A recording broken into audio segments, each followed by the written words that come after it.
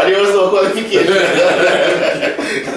Anyways, I saw that they were better, so I said, okay, let's go in third. I believe I threw 43 or 45. At that meet. Raymond Brown did well. I think he went 48. I think he made it through to the finals, top 12. And at that point I learned that, okay, there's a much bigger throwing world than I thought it was, and I think I should conquer it. Okay. At that point I wanted to get a scholarship to go abroad. So that was a trend, that was what we were supposed to, that's a script that was written for us.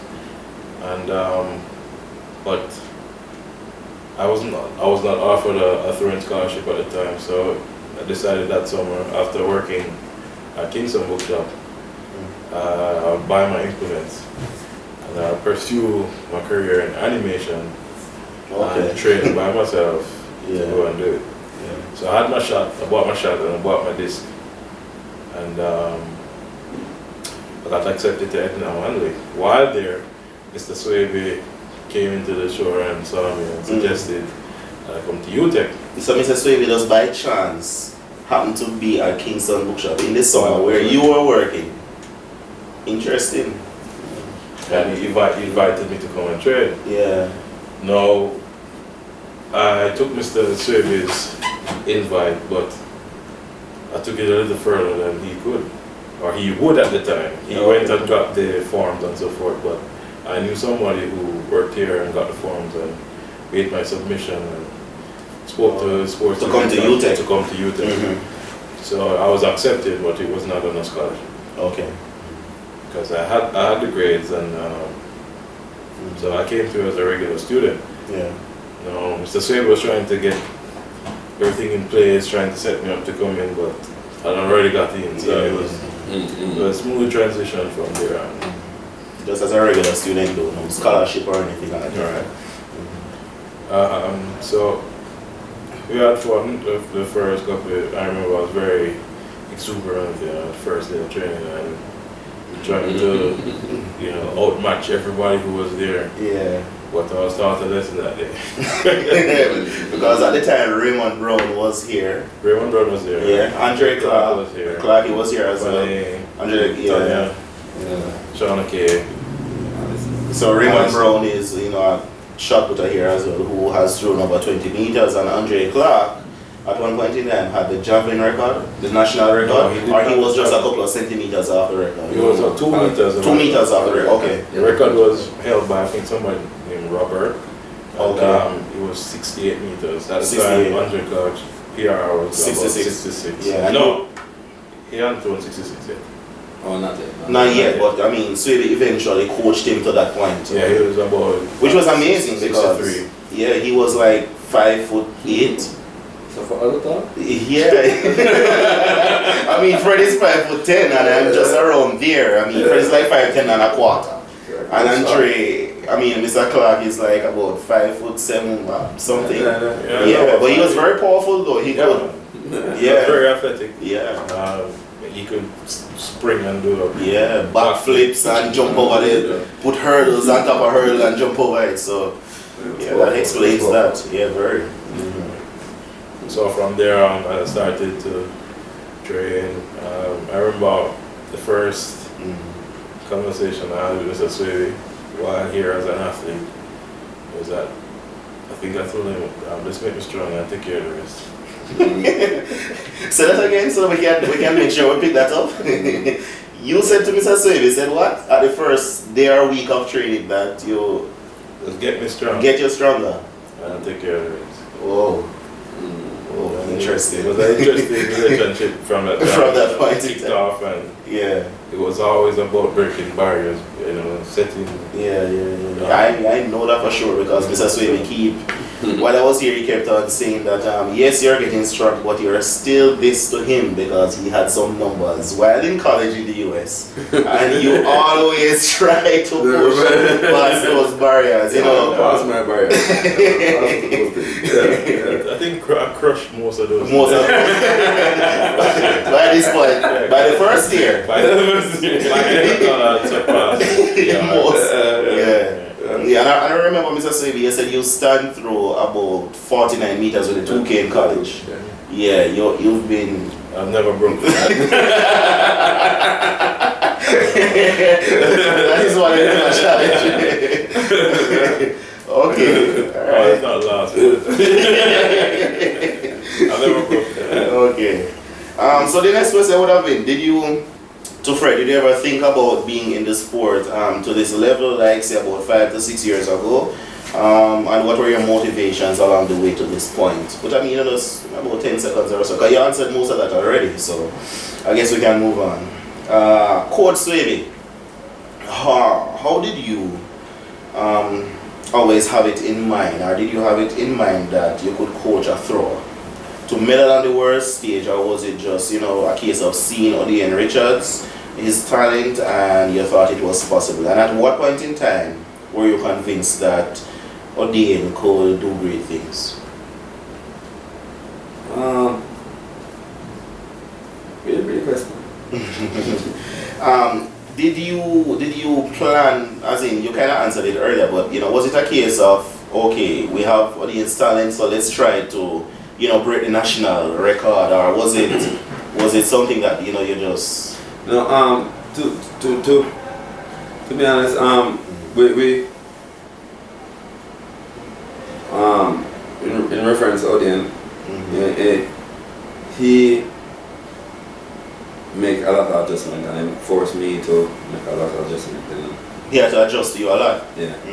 And but we never necessarily started out saying we're gonna break the world record. Yeah. Even though that topic came up or comes up or still coming up. Yeah. Yeah. But we started out just trying to reach goals at the time. Goals, we were setting goals. Trying to reach a meter, 17 meters, 18 meters. We were setting goals and working towards the goals. And he's a dedicated athlete, and because of that, with whatever you put in, you realize that certain started really coming, because we have had athletes who come by and who they may be more talented, but the dedication is not there, because whenever he gets his program, you do it. Yeah. Most of it, but you do it.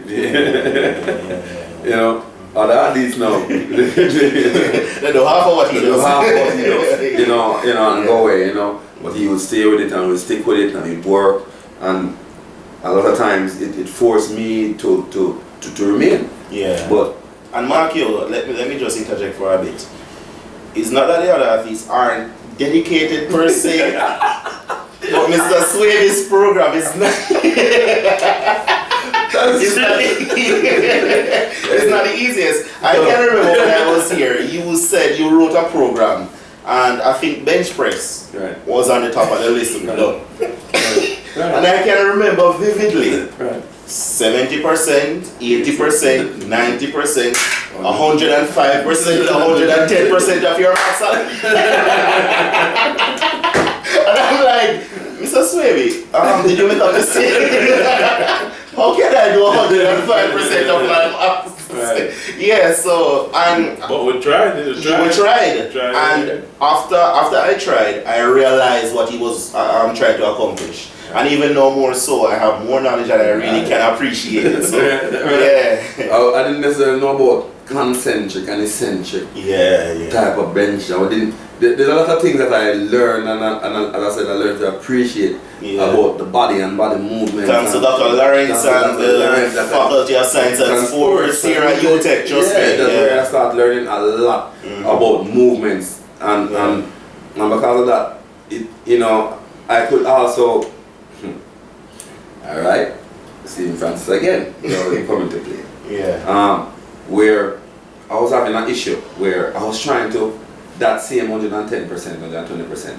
I did not know how to incorporate it in the training. A holistic program. Yeah, and by chance, I just stumbling on some information as to how to incorporate it in training. And I'm like, we give thanks to him again for it. Mr. Francis. Yeah, I don't want to say it on camera, but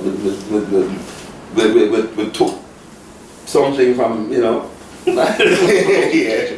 From him. Yeah, but you know, give thanks for that because I didn't know. But as I said, we didn't really. I don't go. The athletes that I coach. Yeah. I tend to want to set goals. You know, Just push themselves. Yeah.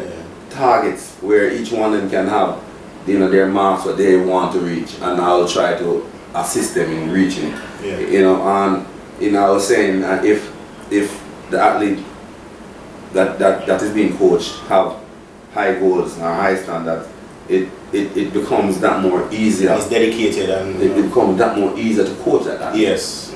You know, because you know what they want is what you want. So you know, it doesn't matter how much the workload they don't see. They'll do it. They'll do it because they have a goal. And so that is that. You know, that's the idea behind most of the things that we do, or I do know, or with him or them, and everybody else. I try to ask them for goals, and then we try to see if we can put the systems in place so they can achieve their goals. Yeah. I try to learn from many coaches, you know, coaches from across different sports. And while talking to a coach at Monroe College, Mr. Dwyane Wilson, he coaches football, he was saying that Omar Brown is my name, by the way. You see, the thing is, if the coach is more desirous than the athlete, then that is not a good recipe. The athlete has to be more desirous than the coach, or at least on the same level. So I can appreciate what you're saying for real. Yeah. Okay. So Fred, at what point were you confident that you could do great things? Great things, like what you have done already. Well, from high school, after making the national team, which was almost the world, it was an eye opener. So at that point, I realized that it was possible for me to compete at a high level, and having Mr. Swaby, first steady coach I had ever. Okay. You know, showed me that I didn't know it.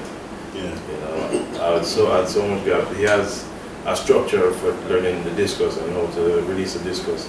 He calls them grade 1, grade 2, and grade 3. And grade 3. I did not know it, and so I was almost an infant coming in, you know, and Mr. Swaby taught, and I tried my best to learn as much as I possibly could and progress. But my progression is what I cherish, and that is what gave me the confidence to say, well, if I continue progressing, then it is possible. It is possible. Yeah. So next question. Looking back now, so you won the World University Games, Commonwealth Games, the CAC Games. You competed at the Penn Relays. Your highest medal is a silver. It's a silver. I can remember that year at Glider. He was Was it that year? No. It was Joe Kovacks. Joe Kovacks beat you? Whoa, interesting. Yeah. You don't remember that? No, but anyway. So you won these various titles, and looking back now, how would you say? How dare you? How would you say being a champion at these different meets have contributed to your medal at the World Championships just a couple of weeks ago?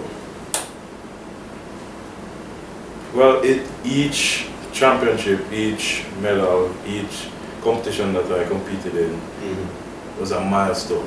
Yeah. And it was a stepping stone. So I'm all for progression. You know, I'm all for goals, achieving benchmarks and progressing. So each time I competed and I improved or personal best or whatever, it gave me the confidence to know, well, all right, I can reach here. Yeah. So how far can I go now? Okay. So small steps. Right. Leading up to. So Mr. Swaby, what were the main areas of focus in terms of Odine's development to achieve success at these different meets, CAC, Commonwealth, and Penn Relays and so forth? Well, main areas of focus, Well, for me and for Odin. For you. Well, remember Odin said. Yeah, he came here with. And this first start. Just get me strong and take care of the rest. But for you as a coach, I was just trying to make him stronger and he's taking care of the rest. But no, but for me, seriously, we realized that based upon motion, there is technique, because I was when I reasoned, when I didn't mention that when he was in the bookstore, when I went there and saw him, I was the gladdest person in the world. Yeah.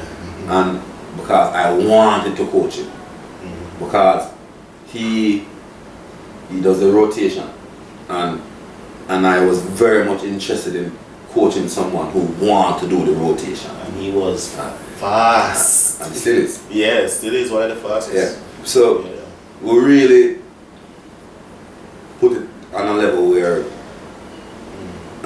he can. I would really like for him to really have my intention to say that he would really want to go further than just this 22 meters. Yeah.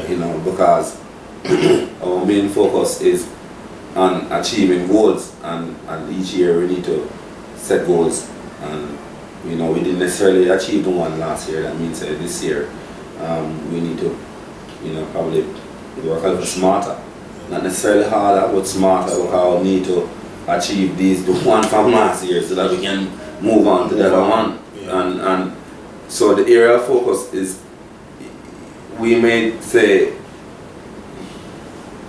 realizing technique is okay, so, and we also know that based upon last year that he has gained the strength that he needs. So it's the power we need to start get back up. Yeah. So the speed we need to get back up. So not just go divulging, but just knowing that that's the area we're going to focus back, try so we can keep him and get back a level of speed with this new strength that he has. Because this strength is not going to go anywhere anytime soon. Yeah. So we need to use it and channel it the way we can. Yeah. So leading into the next question, what would you say are some of Fred's strengths? Flexibility, speed. Obviously, I said that is definitely one. Mental toughness, right across the board, different biomotor abilities, and so Fred is kind of powerful, he's a lot more powerful than you might think, yeah, because he can do a push-up, plyo press up, and stand up. Well, he can do what? So that we make sure the camera here, he can apply a press up, off the ground, and stand right up. Right, that's that. Wow, that takes some power. It's real power to do that. Yeah, and so that's one of his strengths. Is him real powerful, and he may not even know how powerful he is. And that comes from his speed when have. The speed, yes. Yeah. So I'm happy that I'm here working with him, but sometimes not even realize when have. So much potential needs to be fulfilled. Right. Yeah. Right. But that's one that. Yeah, no problem. But like for example, this year, going to the World Championship, when he was there and he did fairly well earlier, and then he started, and you could see where he was trying to go far. That now was that if him just did channel that thing in speed. In speed. Instead of the aggression and force, which may make him tighten up and move slow. Then I'm thinking, he'll be so much more happy now. True. So if that's also a part of competing, where in learning that now and mastering that, and hopefully when he meet these other competitors, he can have that confidence now, knowing that and compete with them and can beat them. So it's just for him on the day to just respond when being challenged. I mean, he has beaten almost everyone so far at different points, but he has beaten almost everyone. Right. Yeah, almost everyone so far. Okay. Fred, what would you say are some of the most important things that young aspiring throwers should focus on if they are looking to reach your level? What advice would you give young throwers who are looking to medal on the world stage, world championships or Olympics? Discipline is definitely one of them. Discipline. Right. Somebody define discipline as doing what you need to do when you need to do it. When you need to do it. Right. So discipline is definitely one of those. Mental toughness, because in her path to surpassing what I've done, because I would never want somebody to achieve what I achieved. You want them to go further? I want them to do better. So to surpass what I've done, you need resilience, mental toughness. Yeah. Because along the way, you will get frustrated. True. Within 1 year, there's this period where frustration is going to kick in. True. Between January and right before the championship, you will get frustrated. It's real. It's very real. Yeah. You know, it's where it can make or break you. So mental toughness and faith. Have faith. Have faith in yourself, in the program. Faith in God. And faith in the Almighty. Right. This is what I believe. Yeah. You need that faith, that driving force. Right. Okay, Mr. Swaby. For other coaches who are guiding young talents, talented throwers, like Dwyane once was, to medal on the world stage like Olympics and World Championships, what would you tell them to pay attention to in their program? If you could give a young coach like myself some advice, what would you tell me to pay attention to in my program? Well, I know many must be floating through your head now, but just speak a couple. Yeah. Alright, one of the main thing I think, medicine ball. Medicine ball. Whoa, interesting. Yeah. And just see if how much you can incorporate the medicine ball with in your program. Okay. As much as you can. Yeah. Different weights like light and heavy. If you, because what it does is it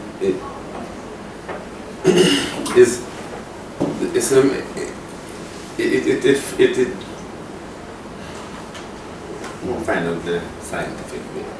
But for the speak it layman way, it helped to develop the fast twitch fibers and the stability muscles. But it works better when you incorporate with a slow exercise. Oh, so a slow exercise and then using the medicine ball. So it's like complex training. Okay. Interesting. That is something that we realize that we might like Pokemon farming, we may focus a lot on the strength, the physical strength